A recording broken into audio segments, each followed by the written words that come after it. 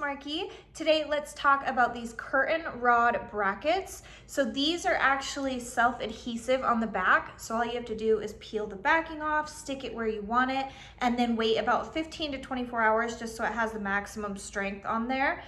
They do also have drill holes, so if you prefer to not use the adhesive, you can drill them into the wall.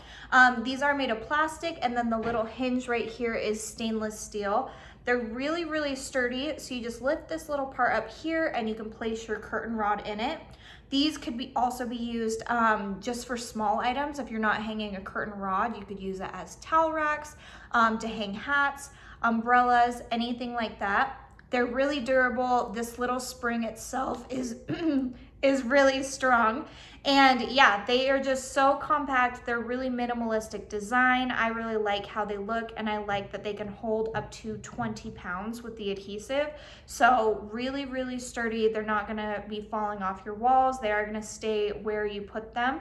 I think that these would be perfect in maybe an apartment, a small space, maybe a downstairs gym or a downstairs or a guest bathroom, something like that. I just think that they're so nice and that you don't have to drill into your walls. So if you're looking for something like this, it's going to be minimalistic, no damage to your walls, anything like that, I would highly recommend you look into these. So I hope this was helpful. Thank you.